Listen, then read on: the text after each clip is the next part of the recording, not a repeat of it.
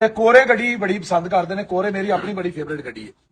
ਲੇਕਿਨ ਮੈਂ ਕੋਰੇ ਦਾ ਕਹਿਤਾ ਵੀ ਬੜੀ ਚੰਗੀ, ਇਹਦਾ ਇਹ ਮਤਲਬ ਨਹੀਂ ਵੀ ਤੁਸੀਂ 16 ਲੱਖ ਦੀ ਕੋਰੇ ਲੈ ਲਓ, 12 13 ਲੱਖ ਦੀ ਕੋਰੇ ਲਵੋ। ਕੋਰੇ ਦੀ ਔਕਾਤ 'ਚ ਕੋਰੇ ਨੂੰ ਰੱਖੋ। ਕੋਰੇ ਦੀ ਔਕਾਤ ਕੀ ਹੈ? 10 ਲੱਖ ਦੇ ਅੰਦਰ ਅੰਦਰ। ਜੇ ਤੁਸੀਂ 10 ਲੱਖ ਹੀ ਪਲੱਸ ਜਾਣਾ ਹੈ ਨਾ, ਤੇ ਫਿਰ ਉੱਤੇ ਹੋਂਡਾ ਸਿਵਿਕ ਵੀ ਹੈਗੀ ਹੈ।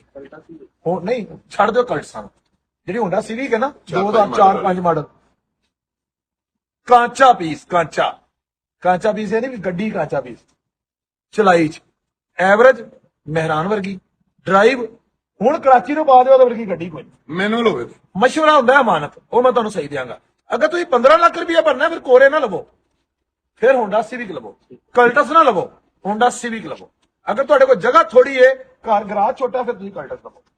ਨਹੀਂ ਜੇ ਅਗਰ ਤੁਹਾਡੇ ਕੋਲ ਗਰਾਜ ਵੱਡਾ ਹੈ, ਖੁੱਲੀ ਜਗ੍ਹਾ ਹੈ ਤੁਹਾਡੇ ਕੋਲ, ਫਿਰ ਹੋਂਡਾ ਸਿਵਿਕ ਲਵੋ 4-5 ਮਾਡਲ ਤੱਕ। ਇਹਦੇ ਨਾਲ ਦੀ ਗੱਡੀ ਕੋਈ ਨਹੀਂ। ਜਿਹੜੀ 6 ਮਾਡਲ ਤੱਕ ਗੱਡੀ ਆਈ ਹੈ ਨਾ, ਏਡੀਆਂ ਡਾਢੀਆਂ ਗੱਡੀਆਂ ਨੇ। ਮੈਂ ਕਹਿੰਦਾ ਵੀ ਸਮਾਨ ਸਸਤਾ, ਇੰਜਨ ਸਸਤਾ, ਸਮਾਨ ਸਾਰੇ ਸਸਤਾ ਨਾਲ। ਦਰਵਾਜ਼ੇ ਲੈਣ ਚਲ ਜਾਓ, ਕੱਤੇ ਲੈਣ ਚਲ ਜਾਓ, ਇੰਜਨ ਲੈਣ ਚਲੇ ਜਾਓ। ਡਰਾਈਵ ਇਹਦੀ ਬਹੁਤ ਅਲ ਹੈ, ਐਵਰੇਜ ਇਹਦੀ ਬਹੁਤ ਅੱਛੀ ਹੈ। ਜੇ ਤੁਸੀਂ ਮੈਨੂਅਲ ਚਲਾਵੋ, ਆਟੋ ਚਲਾਵੋ ਤਾਂ ਫਿਰ 10 ਕਿਲੋਮੀਟਰ ਤੇ ਅੰਦਰ ਹੀ ਲੱਗਦੀ। ਠੀਕ ਹੈ, ਰਿਬੋਨ ਨਾਲੋਂ ਅੱਛੀ ਐਵਰੇਜ ਹੈ। ਰਿਬੋਨ ਤਾਂ ਜ਼ਮੀਨੀ ਜਹਾਜ਼ ਹੈ। ਤੇ ਰਿਬੋਨ ਅਗਰ ਤੁਸੀਂ ਲੈਣੀ ਤੇ ਫਿਰ ਉਹਨੂੰ ਕੋਸ਼ਿਸ਼ ਕਰੋ 20 ਲੱਖ ਦੇ ਵਿੱਚ ਰੱਖੋ, 20 ਤੋਂ 22 ਲੱਖ ਤੱਕ। ਜੇ ਤੁਸੀਂ 30 ਲੱਖ ਰੁਪਏ ਦੀ ਰਿਬੋਨ ਲੈਣੀ ਤੇ ਫਿਰ ਫਾਇਦਾ ਕੋਈ ਨਹੀਂ, ਫਿਰ ਤੁਸੀਂ ਜ਼ਲੀਲ ਹੋਣਾ। 30 ਲੱਖ ਦੇ ਬਜਟ 'ਚ ਜਾਣਾ ਤੇ ਫਿਰ ਰੀਬਰਥ ਲਵੋ।